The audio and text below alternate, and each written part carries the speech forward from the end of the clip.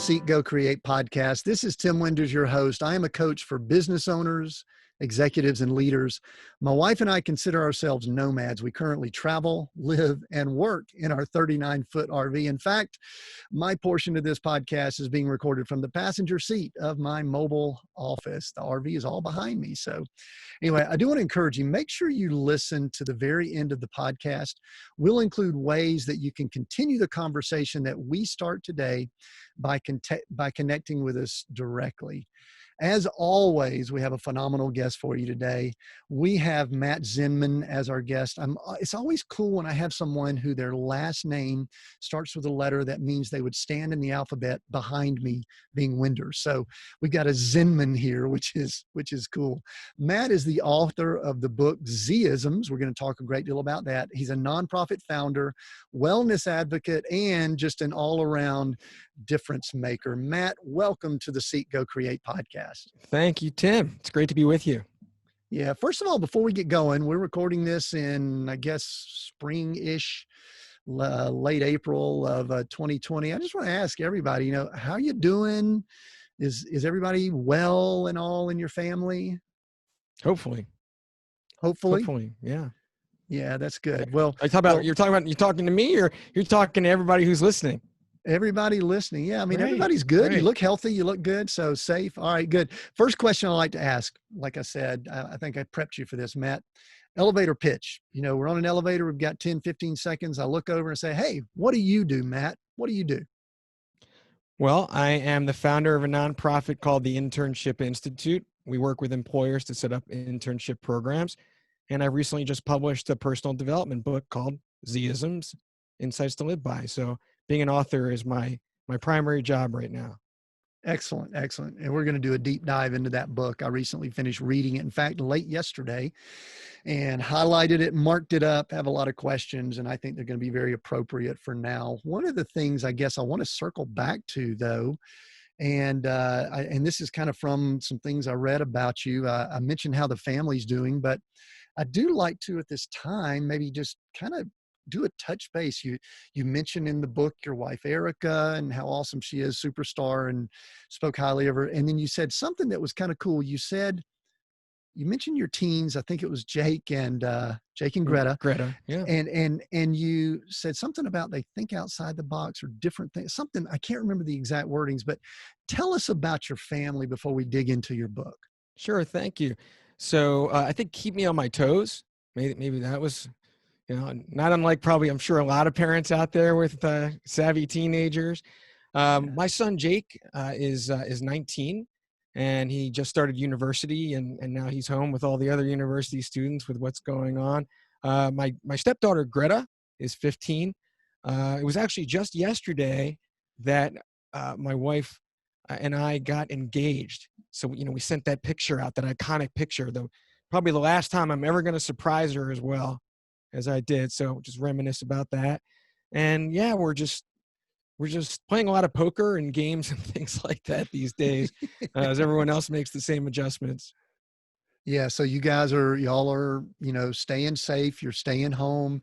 Everybody, I don't think we're going to get negative here, but everybody getting along and all doing well. Are your kids in school? Are they out of high school or in school? Or? Well, my son, Jake goes to a local university. I'm near Philadelphia, and he's winding down in his classes. And then Greta is a junior in high school, and she's adapting to being remote, just with a lot of other kids doing the same thing. Yeah, no, I've heard a lot from people. They're bemoaning, I guess, no proms, no schooling, and I guess I feel for them. That's not great, but it's just part of what we're in, right? Yeah, it is. I mean, the things that bring us joy that we don't have right now, there's no way around it. It stinks, and you can't just ignore that. But what can we do to make other great things happen in the absence of the things that we can't do? Sure. Yeah. I mean, it's just where we are right now. And, who knows what it's going to look like in the future. And those are some things I want to really drill down when we get to your book. But there's a few things that were in your resume and some of the things I looked at they just were really fascinating to me and intrigued me, and I wanted to talk more about them. And one is the whole aspect of internships. I think you have a lot of expertise in that, and I was just fascinated kind of reading and seeing some things about that. How did you get started working in that arena? Sure, thank you. Well, when you say internships, and people think, oh, is that this or is an apprenticeship or work-based? We're just going to lump it all together. We're talking about work-based learning of those who are not yet professionals or in the work field, still in school, who are getting real work experience.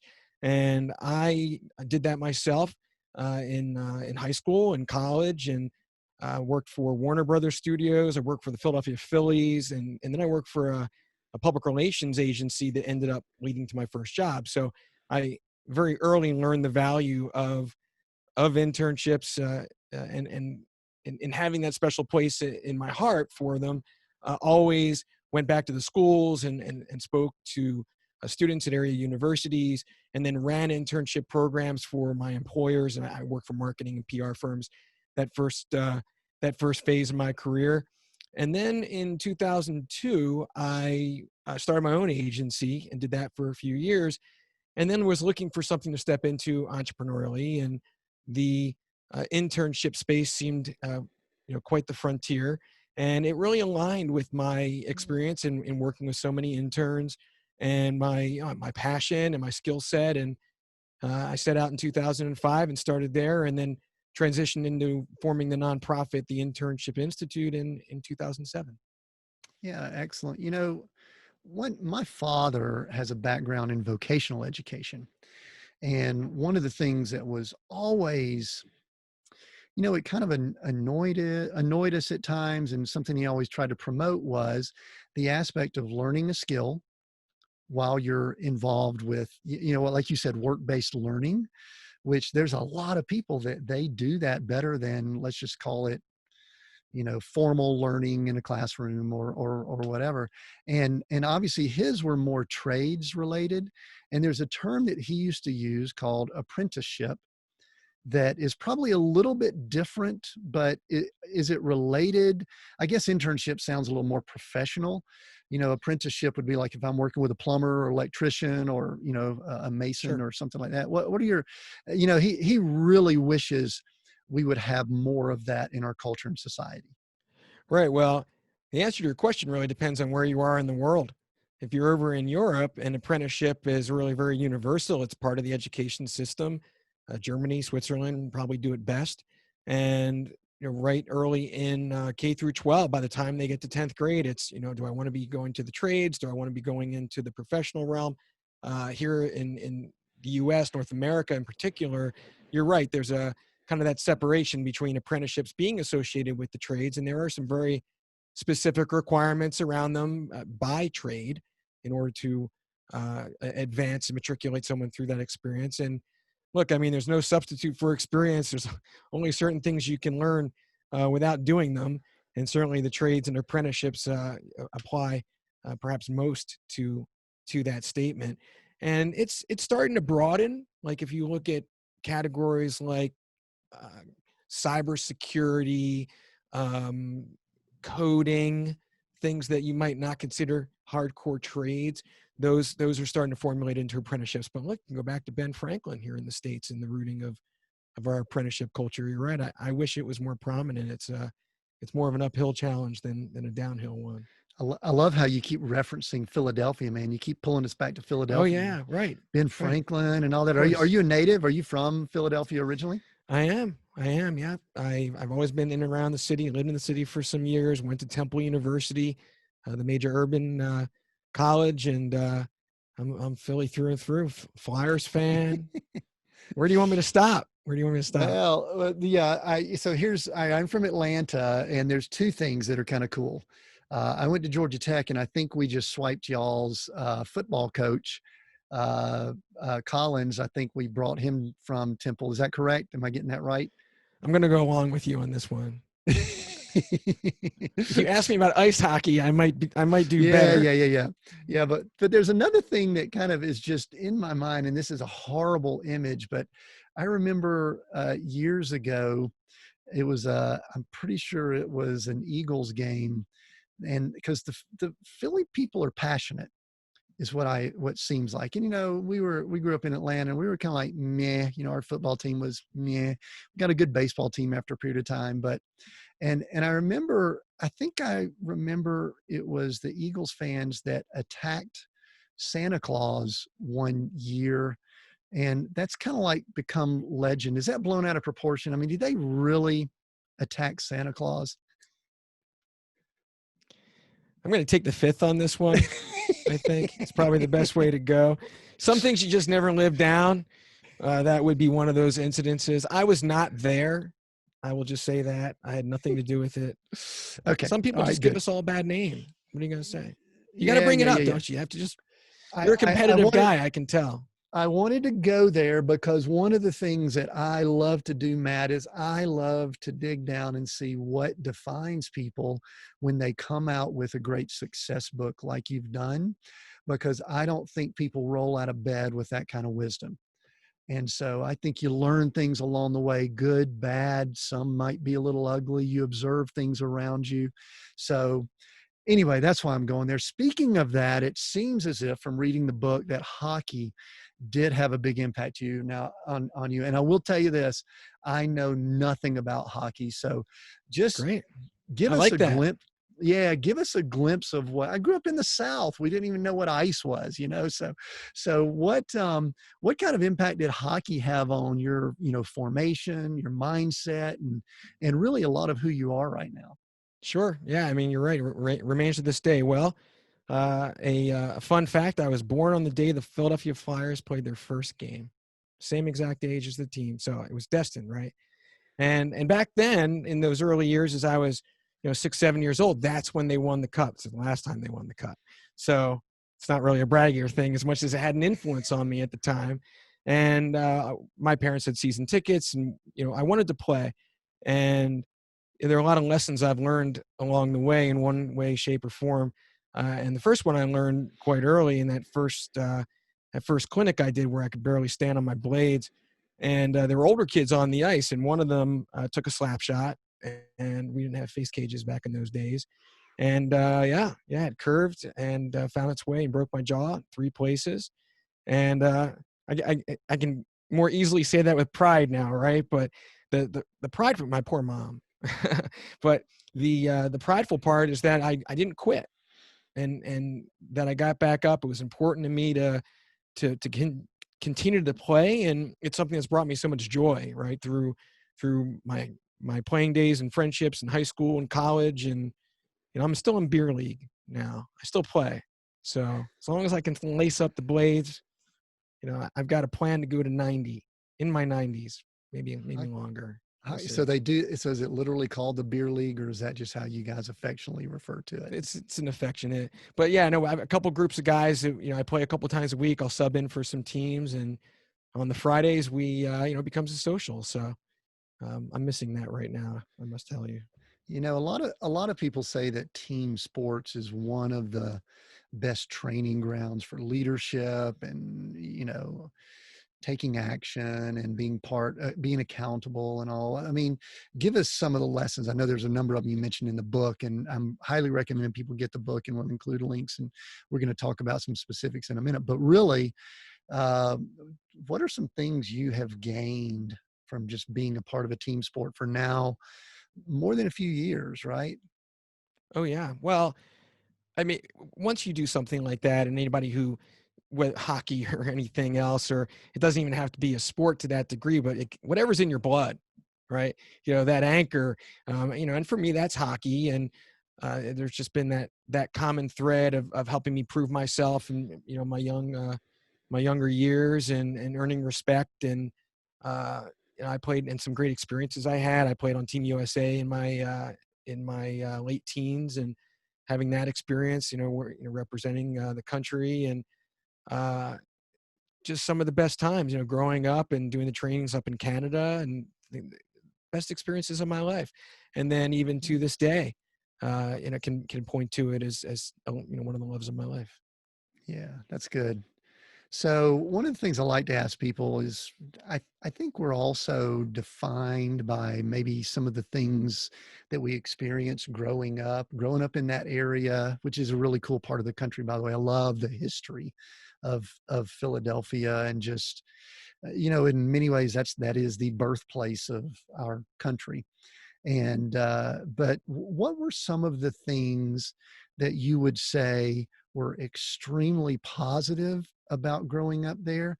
And then I like to give the flip side. What are some things that might have been a struggle that you had to overcome just because of the area or or the geography or just something maybe around you there, the culture? That's a great question. Well, for one, we are a sports town, right? So if you're talking about the culture of the city, being passionate and yeah, that's something that's not just in my blood. I think a lot of people around here in one way, shape, or form really have a passion for something, and it's a bonding in that way. Um, huh. Tim, this is a really good question. I don't know that I've ever faced it. Specific to the geography of my city, positive and negative. I'm going to go with change of seasons. I do love the change of seasons. And I guess the negative is when I have to shovel snow. How's that? Yeah, the seasons can That's get a kind of safe rough. safe answer. Yeah, that is pretty safe. All right, I guess I'll let that one go. So, I I um, appreciate it. there's all right. So the other thing that I'll ask you that might maybe dig a little deeper in the book, you referenced a low point in 2013. You also talked a lot about growing up. And listen, we're recording this at a time where we really don't know where things are going with the economy. There's still actually a lot of the virus is still spreading in some areas. I think it's been leveled off, and I think that it's really valuable to talk about how we've overcome some challenges, because there's people that are going to be listening to this or just out there that we may have some tough times.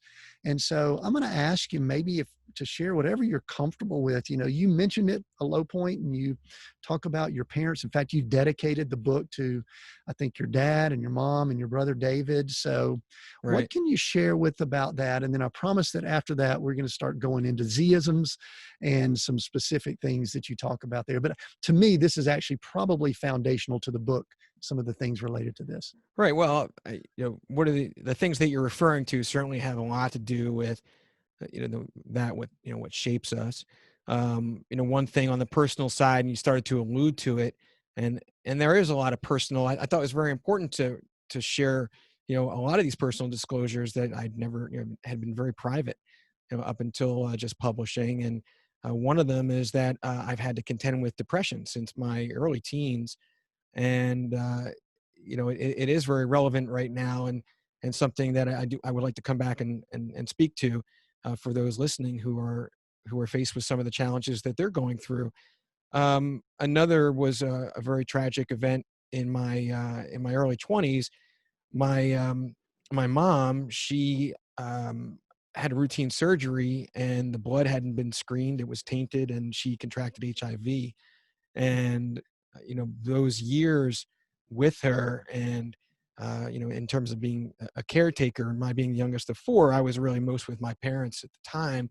And she got the worst of it, at the very worst time. And so that's that's something that's just so intense that you always have that with you.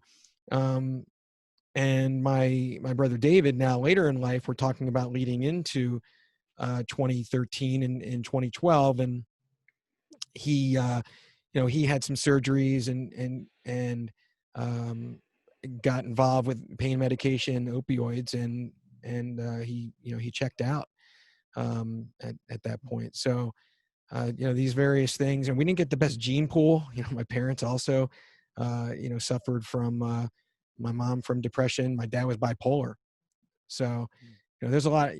I'm not trying to have a competition here with anybody in any way, Yeah. shape, or form, but to your question, we all have all these kinds of things in our lives that we can point to very strongly and in a negative way, and at the same time, the things that also bring us strength in the present.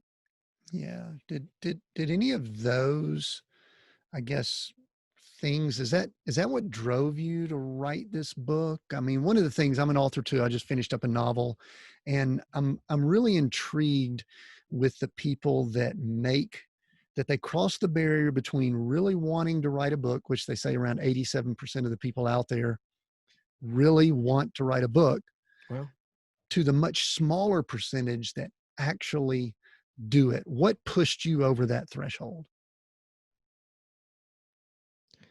sure. So there are a few factors that are there, right? So for one, I didn't realize the percent was that high. I guess I was certainly in that percent for some time.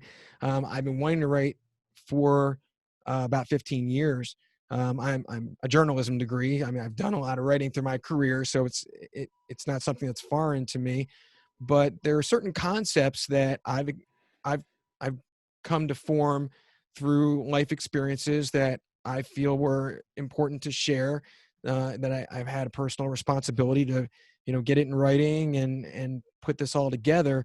And one of the purposes of the book is really about kind of leads up to defining your why, right, and making it actionable and that purpose. And then how do you go and achieve that? And one of the ways that there's a lot of questions, right, and having that personal conversation through the writing. One of which is, what would you regret not doing? Right. So if you ask that 87%, how many of them would then bring that book up? Well, for me, it certainly was, at the top of the list. And I'm in my 50s now, so I guess I reached a little bit of seasoning. Right? Can you relate, We're Tim? mature. We're We're mature. mature. We're not going to say we're old. We're going to say we're mature. Yeah. And I, No, no. and I said something to someone the other day. I said, yeah, it's interesting. I'm 56. It's interesting when you reach middle age. And I think I might have done it on social media. And it is amazing the number of people that pounced on that and said, middle age. I mean, Yeah, I'm that was expecting my to live. reaction. I'm a I'm, kid. What are you I'm talking about? healthy. I've got wisdom now, finally, a little bit of wisdom. And so we're just Right. now getting started, don't you think? To say the least. I've never felt better. So middle age is a good thing if that's where we are. I like it. But yeah, I mean, just I think that pretty well answers the question. And there's no other way but through. Something that's effortful. A year ago, and putting my head down and not letting up. Yeah, So this might be for me as opposed to anyone listening, but how tough was it for you to write? Because I joke with people, these two fingers, wrote, 70,000 words in my book. And usually wow. it was two fingers pecking it and then backspace, backspace, backspace to correct it. But how tough is it? I mean, are you a writer? You're journalism. So does that mean you're a Journalism. writer? Is that in I your am. genes? This is a different kind of writing in Yeah. terms of this, genre of a book as compared to all the business writing I've done, such as for the Institute. I could write a lot of books on internships, but I'm not sure how many people would buy it. So I haven't really gone that, down that route. To answer your question, um, yeah, I'd say that, funny enough, when I first started out with it, I didn't really just kind of set myself to, I'm doing this now, right? It kind of was like, I really should kind of put pen to paper. These things are in my head. And I wrote for about 2 days straight. And I look back and I had a lot to show for it. And I'm like, oh, I did it. Right. That was the first reaction. I'm like, wait a second. No, I'm not even close. There's all these things that weren't there, and it took another year to see it all the way through. So yeah, I what it was with that first part, Tim. It was, I already did too much not to keep going, right? That's kind of what happened for me. And so it was that combination. Yeah. Yeah, you don't want to start doing this mental ping pong and saying, maybe it shouldn't be a book. Maybe it's just a blog post. you know? Right. Or a little blog post, and then another one, and then another one. Yeah, You could do that. There are chapter books out there. People do that. yeah, or maybe it's just a social media post, or maybe it's just a Twitter feed. So Twitter, the anyway, Twitter, the Facebook. I'll tell you, I enjoyed the book. Part of my prep when I'm, building up to an interview is I try to read and study and spend time. So I have read the book. And I can tell that you're quite the reader. You reference a few Malcolm Gladwell books, Tipping Point and Outliers. And so you're a pretty steady reader yourself. Actually, it's funny that it, when people ask me about the book, and I think, well, who would want to read it? And well, if you like Malcolm Gladwell, if you like a Rhonda Byrne, the Secret and some of the things around law of attraction too, that combination is something that would draw people to it. But the fact of the matter is, no, I actually don't. In more recent years, I don't do a lot of reading because I'm so busy with the nonprofit. I do so much writing. My head's deep in these other things that I don't get to do a lot of pleasure reading or things like that. But in the other sense, because I haven't done or read too much in the personal development genre, I know that whatever this is has to be different because I have no frame of reference to say, oh, it's a little bit different from this one or different from that one. I have no idea. So I know, for however long people, hear this recording, the book just came out a few weeks ago. So at this point, right? So I'm just so grateful that you took the time and dug in and read the book, and you're one of the first readers I get to hear back from. So this is a great experience for me. Good. I'll give you some feedback because I guess there is this thought. As I've been writing also, I'm going, you know what? I'm just going to write this book and I'm going to put it out there. And if anybody reads it, that's going to be awesome. But I'm just kind of doing it for myself. Did those thoughts ever go through your mind? It's like, you know what? I want people to read it and I expect them to, but if they don't. So anyway, any of those thoughts? No, I actually had the opposite thought, quite honestly, because once I started studying it and the real numbers out there, like I learned something today about the high percent of people who want to write a book. But the reality is most people who write books don't necessarily write them to sell a lot of them. They write them, for business and things like that as a calling card or media interviews and whatnot. Yes. They're not looking, right. So that's not the case with me. The purpose of the book is to positively impact as many people as possible. So, this is out of my pocket. I don't have some associated coaching business that I'm trying to grow with it. I literally, want anyone who is taken to hearing about it and go check it out and see if you want to read on, kind of thing, right? That's my goal. I'm literally going for it. And there's a very, very small percent of authors or books that, like, less than 1%, including the big publishing houses, that do well. Not to discourage anybody, but those are the statistics. Yeah, you're correct. Well, I mean, it does. I mean, listen, it establishes so much credibility. It allows us to have these conversations because Right. probably it would be tough to do. And listen, I'll encourage you to build a business around the book. I believe you have one there. That's actually what I do is I help people put coaching or training. Speaking may not be the thing to do with conferences, but doing Not things right online now. and all will be great. So all right, so let's Sure. go into it. First thing, all right, title of the book I want everybody to know is Z-isms, Insights to Live By. First question, what is a Z-ism? Right. Well, that is the natural question that people might ask. It almost asks itself. So obviously I have a thing for the letter Z. You mentioned it. I'm always at the back of the class, whether it was a trauma or an affinity, no, but there are other aspects to why the Z-isms, but it's not just about me. We're talking about pearls of wisdom and experiences and insights that anyone has with the purpose, whether it's about a book or just, something their parents or grandparents taught them that are passed down in those kinds of life wisdoms, things they find themselves saying over to people to make that point. That's what a Z-ism is. It's an insight to live by, and try to capture what I could in the book. Sure. And just as a quick overview, I've actually got two or three that I'm going to ask some deeper questions about.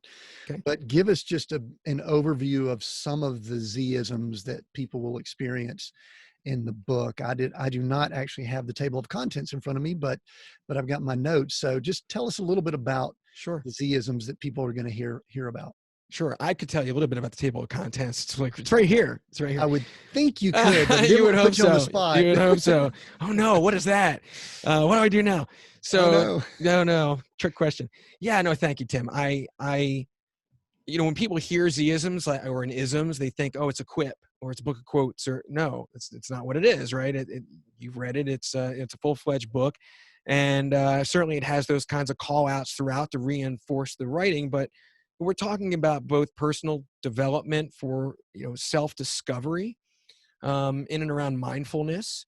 And we talk about, we can come into things like earned confidence and perception and mood management, mood health, those sorts of things, but also about relationships and sizing people up and understanding how to deal with certain things circumstantially and having, a positive tribe around you, right? That kind of. Then we get into some things around greater awareness and um, swimming with the current, going with the flow, managing energy. We have some fun with making coincidences matter, meaningful. If do you have a thing for 11:11? A lot of people like when they catch 11:11, right? That moment of I saw flow. that. So a chapter on that. But again, the idea is for it to be actionable. So it kind of tails off with that winning the battle within and being able to personalize that life enrichment action plan, that leap. Right. I didn't even try to count how many questions were asked throughout the book, but I'm sure that you experienced, and people will know what resonates with them or not. And Right. it could be something where like, well, I really want to get into personal development, and it'll give them that framework, or it could just be a tune-up, or it could just be a la carte, right? Something that doesn't have Sure. to be so big and grand. There How was was that? something that triggered me. I actually have some notes of specific things, but I don't mean to seem distracted, but I pulled up my iPad to go through my highlights because there was something that I wanted to ask about. I'll go ahead and kind of warn you. I'm gonna go a little bit deeper in the chapter on prevention, Okay. and especially a statement you made about how we raise our children. And I know you've got teenagers, I've got grown children, but there was something I wanted to back up to because it was just, I was sitting here thinking through this. What was this like? And I actually meant to ask it earlier when I was asking about how you were raised. You said that you were raised Jewish and you attended a Catholic high school, and you were kind of stating it as like you're not a trained theologian and all that. But I was going to ask similar question that I asked earlier is what does that do for a kid? All right, you're raised, and I know a little bit about the Jewish faith as a follower of Christ. I've studied Old Testament scriptures and studied some of the festivals and those. But then also Catholic high school has this odd culture. Well, Temple's a Catholic school, isn't it? Isn't it? No, no, not Temple's a It's not. straight urban university. Straight on urban. Okay, good. Yeah. Straight on. No, they don't get involved with that mess. So, boy, did that create any conundrums for you? Raised Jewish, Catholic high school, or do you just breeze right through it playing hockey and never thought about it? Well, I would never say it was a breeze right through it scenario. That's almost yeah. So of course, my family's Jewish, and I was raised in, for those familiar, I was bar mitzvahed, right? That whole thing, and I can't claim to speak on behalf of the entire culture of any way, shape, or form. But the truth is that I and just a part of a life experience and being the youngest of four, and I'm 5 years behind my brother David, and so it was just me and my parents, and we moved, and away from all my friends, and the high school I was going to, without needing to get into much detail, was just upside down, and I was having a hard time adjusting, and of course I had, back to the question early on, some very good friends I played club hockey with. The high school were city champions the year before, and I was it was a mutual recruitment. I was actually the first Jewish person to go into this archdiocese, and so Interesting. it was a new it was no, it wasn't easy at first. I can tell you that it was not easy. So we're going back to 1981 right now, so kind of different times, but like I said, hockey was the big sport of the school, and I had some good friends, and I was well anchored in that way, and it was much Yeah. better. It really straightened me out.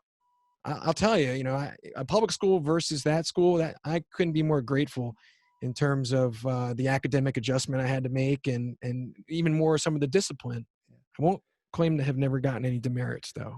I was going to say, were you like just the model, and I'm sure that they welcomed the Jewish kid with open arms and said, "Oh, look, we've got a Jewish kid coming to our Catholic school." I'm sure there was no friction or animosity at all, right? You could detect the sarcasm in my voice. Right, right. Well, fortunately, the lockers weren't big enough to fit me into, so that was probably to my benefit. No, I mean, look, I took some heat, and who won, right? And that's just part of part of another life development. Yeah. I All right. got. I think I probably earned my thick skin there. How's that? So that actually is a great segue into this question from chapter 3 on prevention. There's a lot of great things in this, but there was one statement that jumped out at me that I highlighted. And the statement says, it is crucial to know when you do a little less or not make things easy for our kids. They need to be able to thrive without their parents. And I know that you're a parent, and we're in a society where generation, it seems like all of us have worked hard to remove the struggle from our children. Right. And so I just wanted you to maybe talk more about that. I think you probably see a lot of this with the interns you work with. You probably Right. have experienced it a lot with your kids. And it's something that my wife and I discuss quite a bit. And we also wonder if we've helped it or hurt it as parents. You know, we look at our children and they're great. They work with us in business and they do great things. But we also say, has it been too easy on them? And that's the reason I ask it right after I ask you the question about probably going through struggle. And I'm guessing your parents didn't show up at the doorstep of the school and say, hey, stop being mean to little Matt, be nice to him. We didn't deal with that Right. in the early 80s, late 70s. It No. was like, take it. Those And were different times. That was hands-off parenting, right? That was the other it, side of the pendulum at that time. it Go out and was. So play and maybe come back before dark, right? But yeah, I mean, honestly, Tim, you're really hitting on uh, that nugget, right? That a very specific part of the book, that very one line. I can understand why that struck you, because there is a lot behind it, and also you're right that part of the motive for the book was somewhat around what I wish my younger self knew, right? And working with all the interns and seeing really what they're not prepared for in going out into the real world, and though this book is, I'm not sure that people that age would be reading this book per se, but it's in there. And as a parent, I was a single parent for some time, and there were some advantages to that in terms of I wouldn't trade it for the world. I mean, just the enriching time that I have with my son half the time, and yet, maybe he had it a little too easy from us, in part because of that. And that's just us. I won't, every parent is their own, is that they parent the way that they do. But as I reflected, now that he's in college, and I also, you recall, I included a letter that I wrote to him. And I want to get through to him. I like to write things down because he's better to read than to listen, right? Who's not in this way. But upon reflection, my son is now at that age, he's out of the nest per se, and I only have so much influence on him at this point. What could I have done better? And the answer to that, I should have said, go figure it out a lot more. Go figure yeah, it out yourself. So I think that for when it comes to the point that you made about doing less and making things too easy for our kids, we do kind of want to do that, right? That makes us feel like good parents, and I can understand that. But our job is also to make them self-sufficient, and any time that they're looking for some help, where I think the first question I really should have been asking myself more often was, is this something they can do on their own? And you know what? Go figure it out. This isn't something I need to help you with. And if you're a parent out there and you say that to your kids, nice job. Nice yeah. job. I'm Right. going to ask you a little bit more about that letter because I think I highlighted the whole thing. And Hmm. I couldn't find a specific, but I might give you to maybe summarize it and give a few points in just a second. But I wanted to mention something about that. I'm a new grandparent at the time of recording this. I guess Wow. I'll still be new at the time Awesome. of it being released. But our daughter sent a video to us the other day of our granddaughter attempting and struggling to do the first raise up and roll over. And it was loud. It was noisy. She was grunting. She was straining. Our granddaughter was, not our daughter, but our granddaughter was. And I was watching this short little snippet that our daughter sent to us on, via text. And I'm looking at it and I'm watching the struggle of this 10-week-old baby pushing up and just and making noise and then finally rolling over. And I looked over at my wife. I said, what does that look like for a 10-year-old child? What does that look like for a 20-year-old? What does it look like for grown children that we Right. have? Is that kind of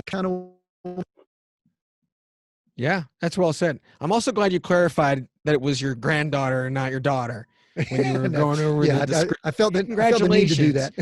That's amazing. Congratulations. Thank you. Game changer, by the way, just Game changer. in prepping you for things in the future. It is a Whew, game changer, but I bet. All right, so I'm going to turn the tables on you. So are you grandpa? Grandpa, what are you going with? What's the decision? all right. Poppy?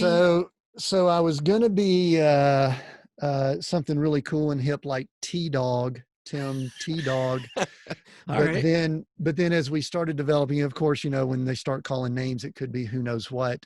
I think I'm going with T Diddy. T D T I D Diddy. I. Yeah. So Wow. again, maybe trying to be too cool and hip. But what I'm doing really is I'm giving her options. So if it's D or T or TD, then she'll have different things that she can say. So we'll just let her pick up on it. So what do you Wow. think? Is that going to be okay, or am I messing up? I think you're going to find out soon enough, but I will say, and I can't speak to this personally, but my understanding is that those who are cool and hip don't have to try. Oh, dang, man. You just ripped me to shreds. Well, you did go for my sports team earlier. I'm just Yeah, yeah. saying. All right, touche. All right, maybe Fair we're enough. even Back on now. So track. We'll get back on track. maybe we're back on All track. right. Actually, we're having fun. That's what's going on here. So, all right, I'm going to jump to chapter 4. For sure.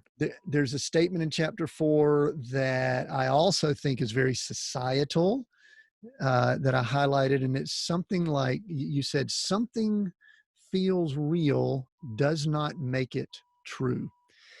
And it seemed like somewhat of a foundational principle. Maybe we could kind of go into, is someone a victim? Or are they a victor? Do they perceive things as always out? I mean, there's a lot that we could read into it. I just wanted to Right. kind of, throw the softball or the puck your way with the soft one and let you hit it wherever you want to by explaining Right. more about that. I think that there's a lot in our society that people's feelings are really ruling and dominating Sure. all that they are. So talk to us more about that. Sure. So there are, do you mind if I pull back on that question a little bit and just Not at give all. a framework for it?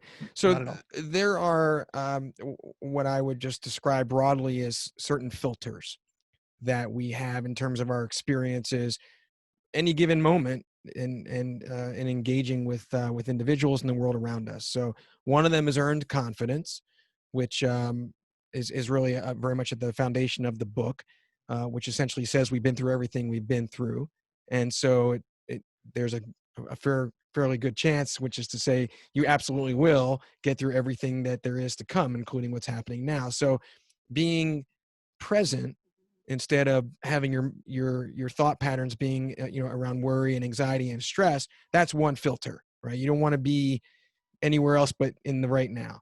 And then you've got mood health, and we've talked about that just a little bit, where whether you're feeling a little down or something, that's going to affect what you're experiencing. And then we're talking here about perception itself, and it's just a matter of trying to be objective and recognize, stepping back, and how do I take in information? We have a constant flow of information. We're bombarded at all times.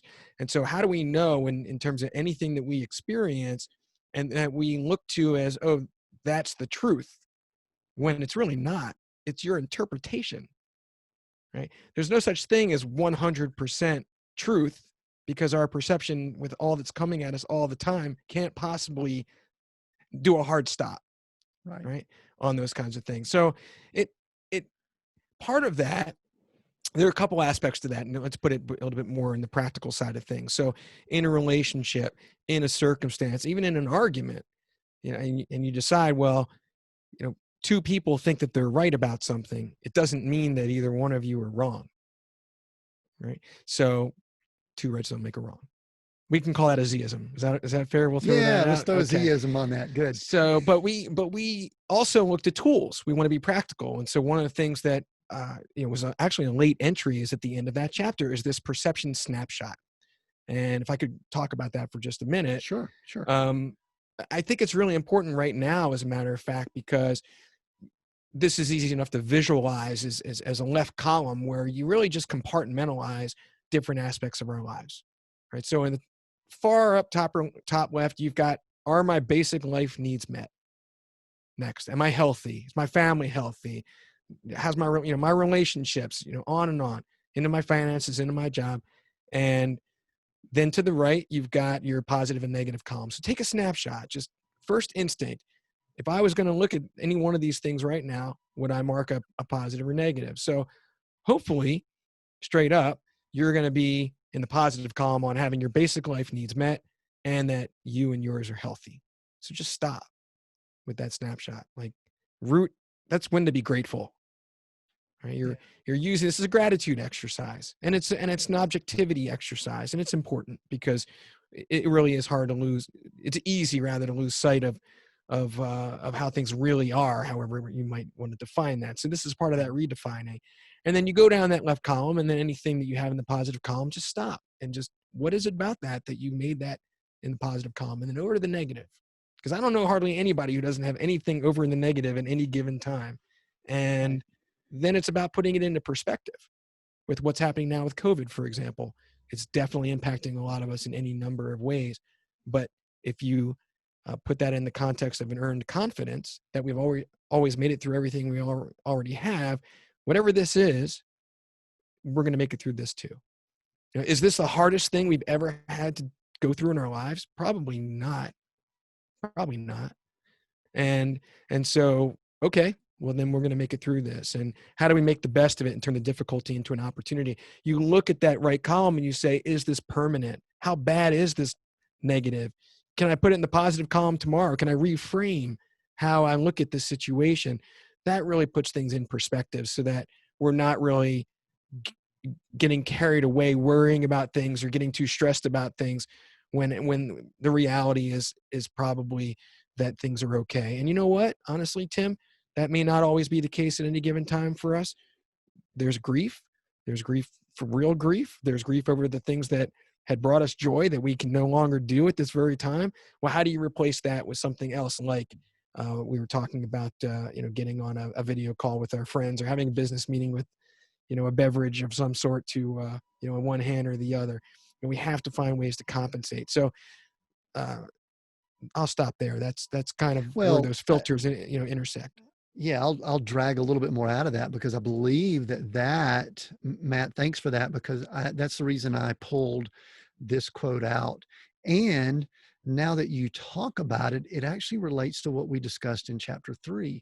If we're in a society where our life has been so comfortable, we've never really had to go through strain and struggle, and then all of a sudden you mentioned the columns that we list out are the basic needs met. Currently, there's a large number of people that are fearful for their health, their life, their loved ones. Right. And, at the time of recording this, I think the unemployment in the United States, we've got a lot of international listeners too, but United States, 25 million in the last 3 or 4 weeks. So there's this financial piece. And in general, as society, I'm not sure that we're used to discomfort or struggle or challenge. I think everyone goes through it, but that might be why I was asking this of you, to maybe help almost minister to us in the time we are now with all this wisdom that you put in this book. Thank you. I never really thought of myself in that role per se, but it's really meaningful for me to have the opportunity to help, because a lot of people are in that space. And you're right. Their threshold of comfort is definitely, they're out of their comfort zone. And then so many people are, back home where, they have no structure from what it is, that all that, change doesn't really come easy for many people. And this is no different, right? So all these things are part of those moving parts as well. I guess in this moment, it really brings me back to, for myself and referencing that I've had to manage depression in my whole life, and that it's something that a lot of people dance around for whatever reason and the discomfort of it. But the reality is that most of us individually have experienced that to some extent, one way, shape, or form, for however long. And certainly every one of us I believe, has had someone close to us, a family member or close friend, who's had some serious mental health event. So as these things really came about or were alluded to at times in the book, I really felt it was important to not dance around it, to take it head on, to put a chapter in there around, managing mood health. And it's another tool that you'll recall with that mood scale. Yeah. And it's kind of like that thermometer where you can define whatever it means to you to be at perfect balance or normal, happy, normal, sad. I'm not here to, no one's here to define that, but the point is, what's the practical side of when you start feeling low? And for me, just generically speaking, in terms of my life management, I have this like 2 to 3 day rule, because I know that there's going to be bad weather day, or something's going to happen, or something's going to knock me down. I got to get back up. But then when I hit 2 days and I'm really starting to feel it, and I'm starting to kind of sink a little bit, like you sink in quicksand with depression. Those who've experienced this know exactly what I'm talking about. And it's just a matter of stopping yourself from sinking deeper. So by day 3, I really just don't give myself a choice. It's like, if you think of that moment of, I got to work out. Like, I just really got to, how hard that is, for anybody who's not in the workout mode, to keep telling yourself how hard that is. This is at least 5 times harder, but you still can't give yourself a choice, because once you sink deeper and deeper, you're in some serious trouble. And so, at least for me, and everyone's different, but I'm just talking about how I manage things practically. So that 2 to 3 day rule, you got to give yourself structure. You really got to turn to your coping skills. What are the things that uplift you? Maybe it's listening to music. Maybe it's reaching out and talking to a friend who lifts you up. Structuring these kinds of video calls, or taking a walk, whatever that is. Stop laying around. You just got to keep moving. You got to keep moving. So, and look, there's no perfect cure here either. There are people, and there's no shame in reaching out, and if you need professional help. That's, I talked about my brother, and that's, could that have been prevented if he got help? And, you'll never know. But what I'll say to anybody, and I have definitely been in the depths of despair, where that quicksand was way up to my neck. Things won't always feel this way. If you're really sunk that deep, just hold on to that fact. And as bad as you feel, and as much as your perception might be twisted because of the mood imbalance, things actually might not be as bad as they seem. And even if they are, things will be better. Right. Matt, I know that when that darkness creeps in, it's kind of the catalyst can be a number of things, but worldwide pandemic, just a constant flow of news of, let's just say, fear, death, potential economic collapse of our current structure. I mean, I'm not going to like put things on a certain scale, but what do those things do? And I would venture to say that there are people that are listening that have never maybe experienced some of the things you've talked about, that may be now, and they're not understanding how to cope. You just gave some great tips. So I guess it might be those same things, but any other wisdom there? And then I'm going to ask you a few things. I'm going to ask you about the letter to your son and one more question before we start wrapping up. But any other things there? Because there is a high likelihood of despair, of darkness, of no hope, of chaos, of things are out of control. And I hate to pile on here, I'm sorry, but those are some things that we are facing for those that are really looking at what's out there. We're of the mindset everything will be okay, but there's going to be an interesting road ahead of us. Talk to people that it might be starting to pile on.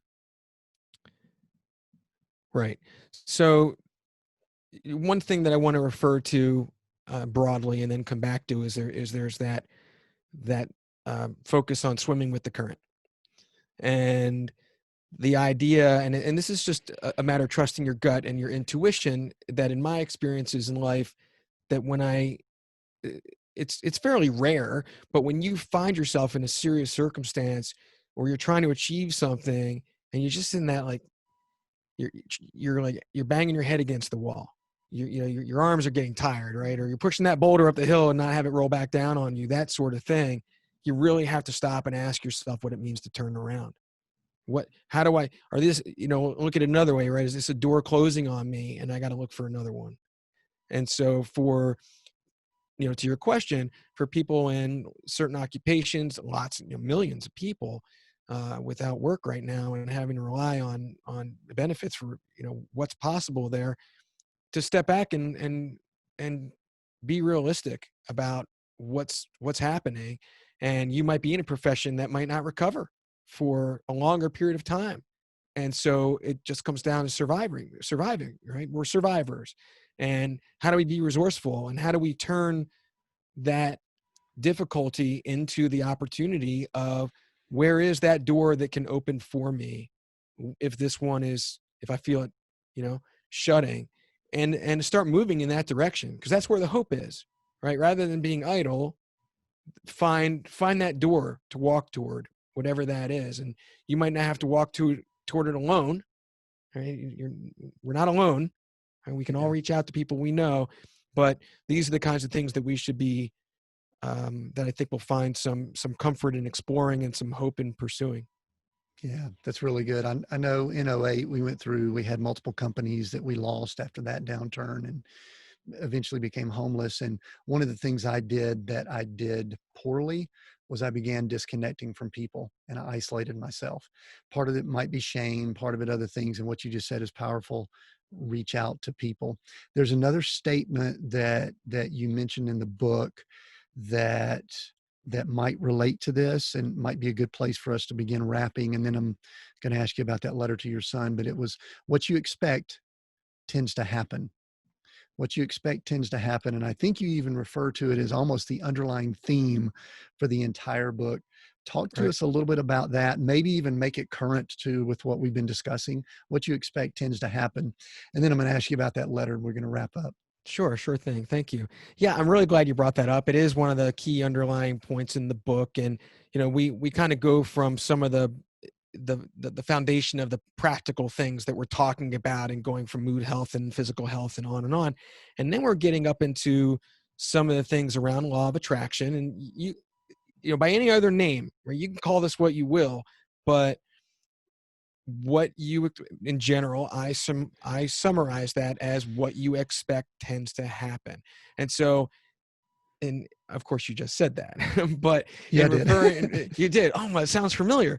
But if you apply it to, let's say, what we talked about with earned confidence and worrying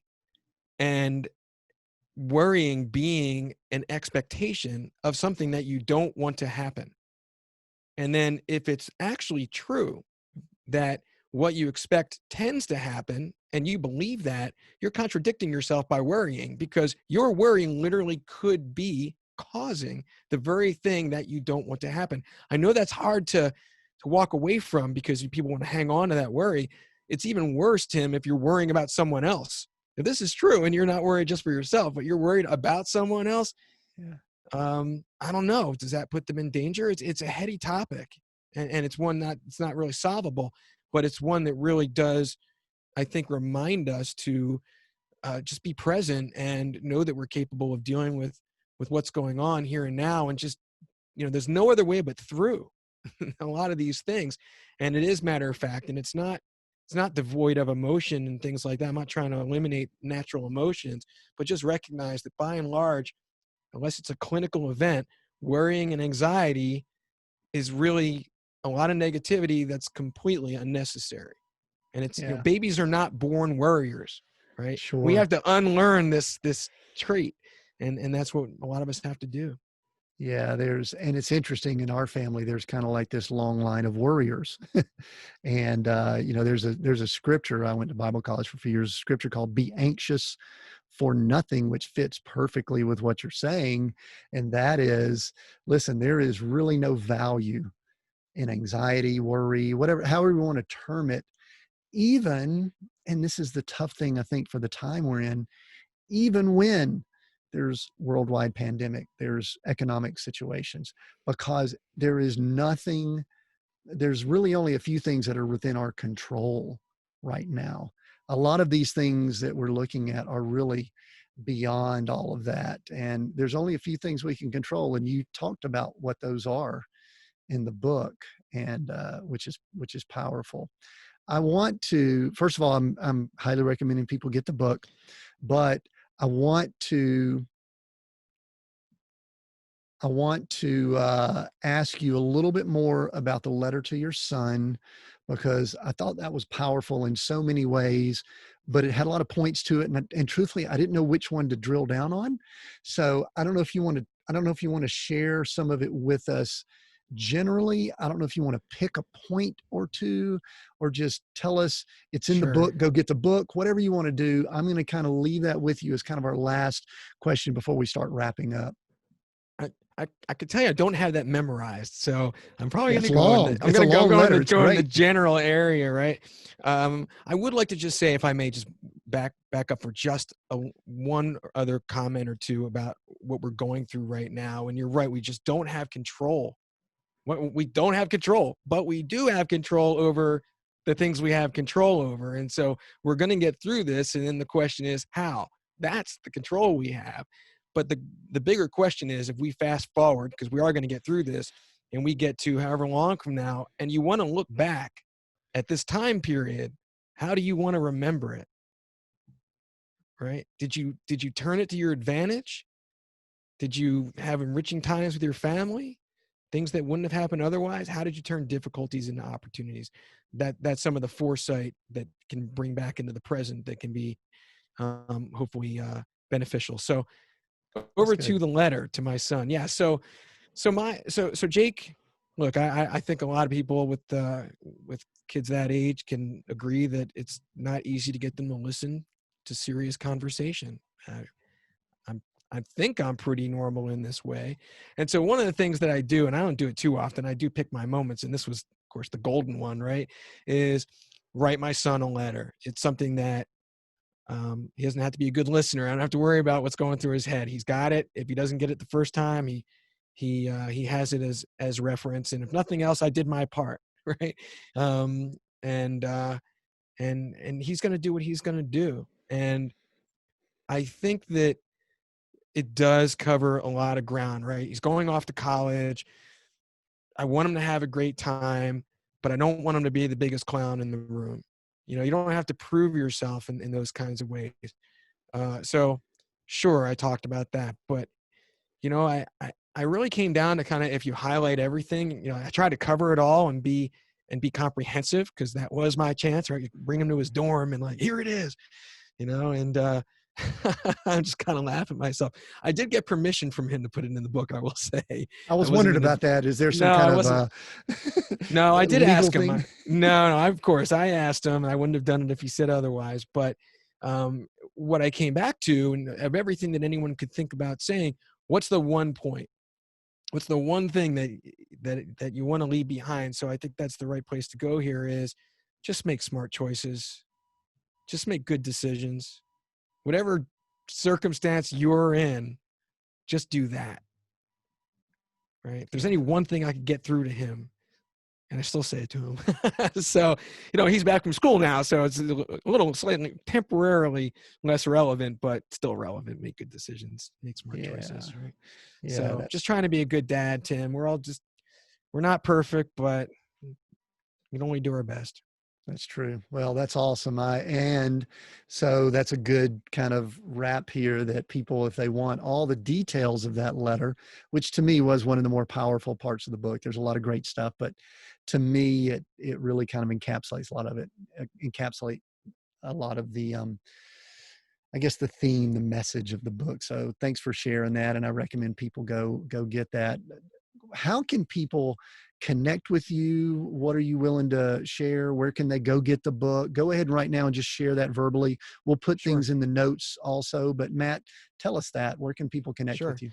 Thank you. Well, you know, one thing that is direct to this question is the book, in a way, has no ending. We talked about Z-isms and other people having that. And so I thought it was important to keep it open-ended and have a reader forum. So there's like a secret, you got the secret phrase, right, Tim? It's in the book. It's right. I can't tell you where it is, but it gets you into a private group, and I want to continue to interact. I want to build some community around the people and what they take from it, and have these kinds of conversations. So that's one way that certainly I really look forward to enjoying that interaction. Certainly the book itself is referenceable at a website, which is Z-isms.com. It's got the hyphen in it. Internationally, Z-isms.com. And of course you can find it on Amazon. The reviews have been very gracious, and just to see them and take the look inside and read it for free, right? There's enough there. And that's my purpose here, is to hopefully get it into people's hands and have it help them. And you'll know if you want to keep reading. So thank you for the opportunity, Tim. I really appreciate it. Very good. Matt, what's next for you? What's next? I always like to ask people what's next, and it could be extremely short term, medium, long term. What's next? Might get a beer. That might be a good idea. No. Well, that was my first instinct.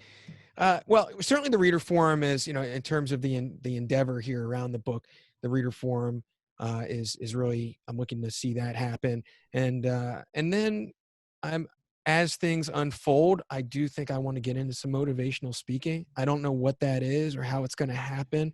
I don't necessarily want to get into like a coaching business or do those kinds of things. I have other things with the nonprofit and endeavors that I do, but that's not quite in my comfort zone. Oh, I will say this. I'm not really quite comfortable yet with the videos, like doing my own videos and posting them on. Like that's not I typed my papers in college, right? I'm still trying to catch up. I know I'll never catch up, but that's like my comfort zone right now. I'm trying to expand so that's next for me, is trying to do more videos and get them online. And I guess as people, by the time, they're hearing this now and they continues, I'll have more up to share. So thank you. Yeah. Very good. Matt, the title of this podcast is Seek, Go, Create. 3 words, powerful words. Which word jumps out at you and why as we finish up? Create. Yeah, I'd say create. I always, when it comes to some of the content that I like over the years, I'm just like create. Right? It's just, that's trying and looking to be a difference maker and just keeping to push forward. And, the book's just part of the journey, right? And where do we go from here? And the creation is the contribution that we make to the world and fulfills us within. So that's my answer there. And then the beer, I'll have that after. Yeah, the beer. Yeah, that kind of goes with it. Thank you, Matt. Fair enough. Thanks you for having me so much for being on the show. We really appreciate it, taking the time with us. And I know it's been a blessing to people. If you would like to continue the conversation, we encourage and welcome you to do that. Go to seekgocreate.com. That's seekgocreate.com to comment on this episode, or you could go directly to the post, or you could contact us via the Contact Us page. You can also find us and communicate on Facebook, LinkedIn, Twitter, and Instagram. All of those are Seek, Go, Create. So join us there, put comments in, ask questions. I've also committed, and I know Matt would even volunteer for this, if you ask specific questions for him or this episode, then I'll reach back out and see if we can get those answers. Thank you again for joining us today. We look forward to connecting with you on the Seek, Go, Create podcast in the near future.